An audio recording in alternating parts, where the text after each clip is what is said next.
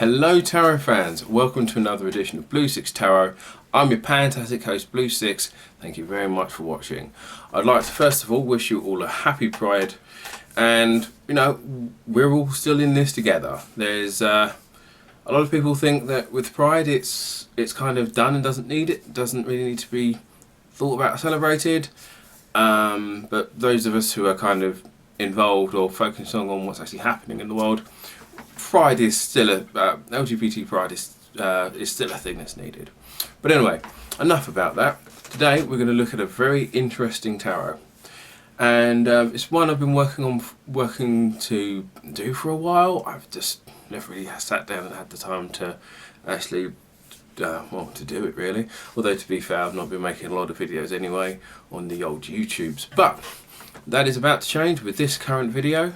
So what I'm going to say is, roll on those intros. So I want to do a little peek behind the curtain. Look. She's adorable. Hello. Yeah. Hello. Yes. She's just sitting here whilst I'm doing some of my recording, so I thought I'd introduce you all to Sarah. Yeah, hello. Bye. Bye then. Anyway, back onto those intros.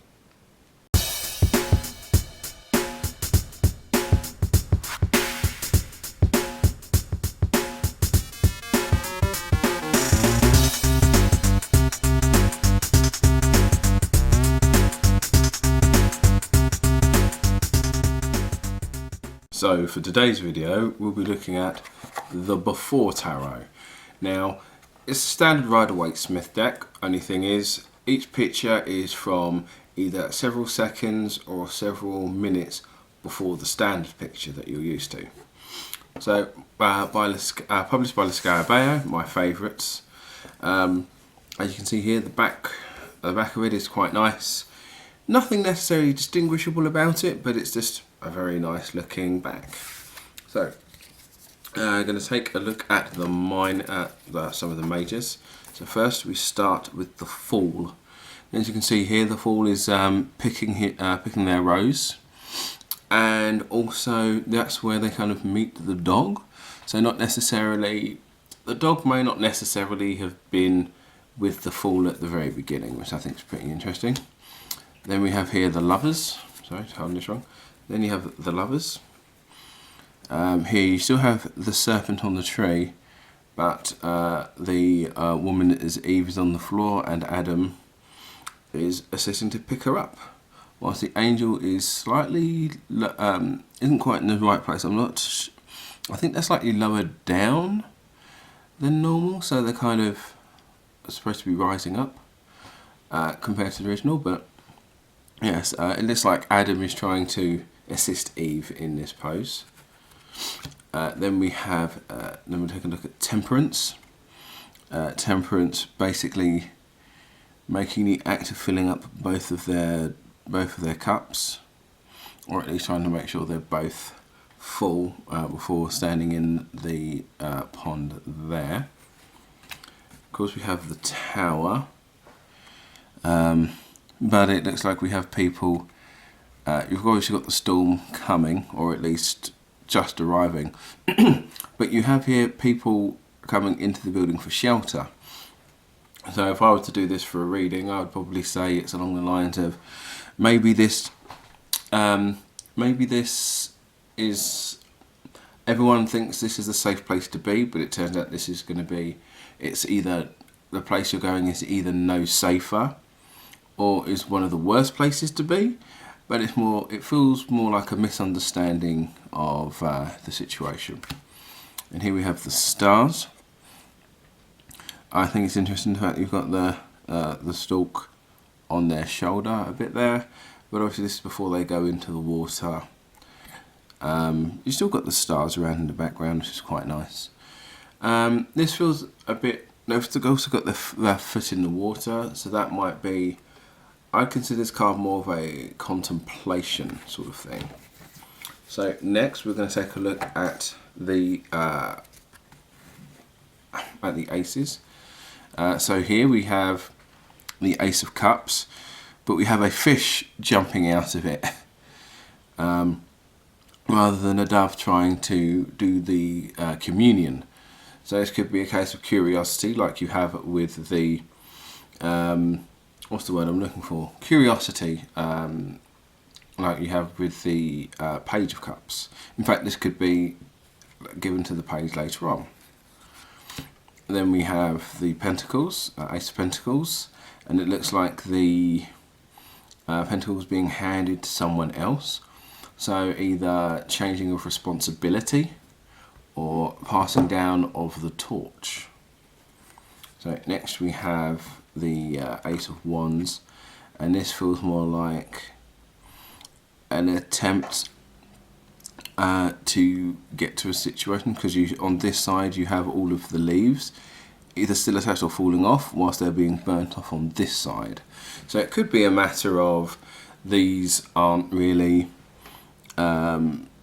it's not quite ready to be used, and it's just waiting for it to be ready. And then we have the Ace of Swords, and I think this one's quite fun. So not only do you have the crown and the wreaths at the bottom here unattached, but you also just have the hand pulling it out of a stone, which is first of all quite ethereal.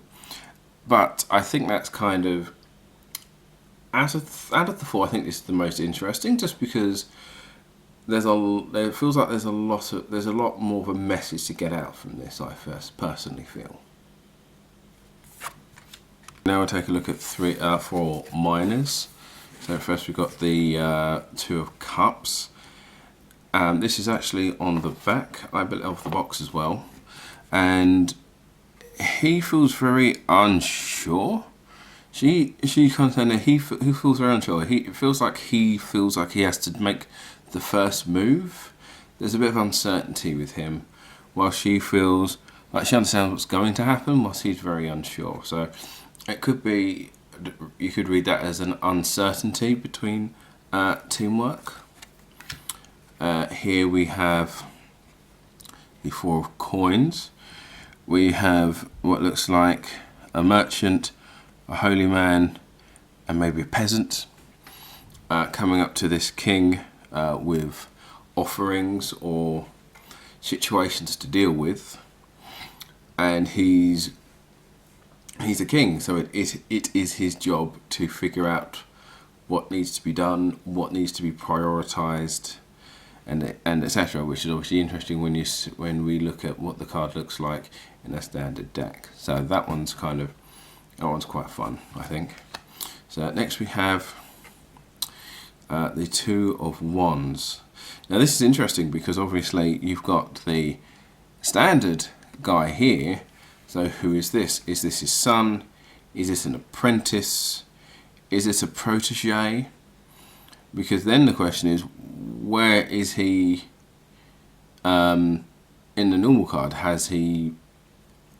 Where has he gone? So it does raise an interesting question. And also, what is he doing there anyway? Is he supposed to be there? Not really helping with the reading, but I think that's kind of like you could have this and kind of go, you have a reading for someone and like, well, something's happened that you're not aware of, because there's in the original thing, there's no boy in the standard, but there's a boy here. Is there something being hidden? Is there something that you've forgotten or being or being hidden?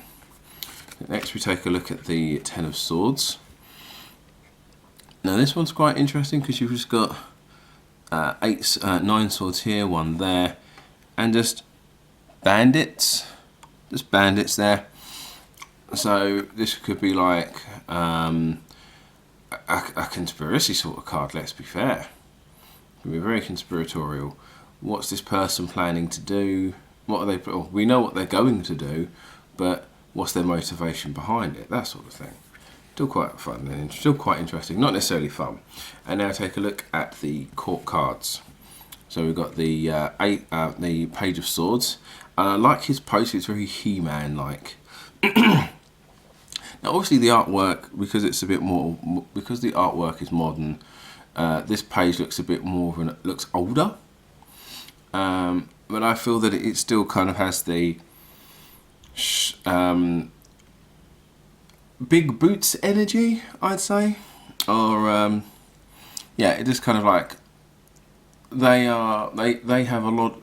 There's a lot of confidence there, similar to the Knight of Swords. There's a lot of confidence there, and you obviously can see where this is going to go from there. Then we've got the Knight of Cups, which is good because he's being handed the chalice rather than just carrying it. So it's a case of he's been shown emotion or being given something that he finds very emotionally fulfilling, and then or an emotional lesson, and that's what he's taking with him on his journeys. So this is like an inciting incident. Next we have the Queen of Pentacles being handed the coin by a snake. Don't worry, I'm sure it'll be perfectly fine. Track records of snakes giving gifts are perfectly fine. But yeah, that aside, I think that's also kind of interesting in the fact that it's either something that's been given, it's either a gift, an offering, or some shiny that's been found. So it's more of this situation has been handed to this person, but not necessarily unworthy of this, but it's like similar to the Knight. They have been given an opportunity. They don't just have the situation of managing it. They've been offered the opportunity, and they are willing. And she, in this case, will be taking it. Last, we have the King of Wands, chilling there with a lion, who doesn't like lions, but he's not holding his up. He's being handed his staff, and you could say this might be the same hand from the Ace, giving him the wand.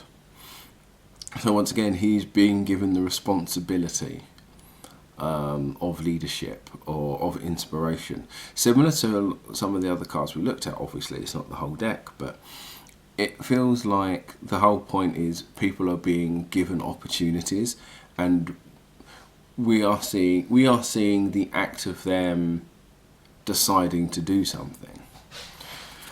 But no, that is the review. Personally, I think it's a very nice deck. Definitely not for beginners, because you kind of have to know the standard Rider-Waite first. But overall, I think it's a really nice deck. Really nice thing to add to your collection, especially if you've also got the in-between tarot and a lot of the other variant themes, which I think is pretty good. Yeah, so I hope you all enjoyed, and I'll catch you all on the flip side.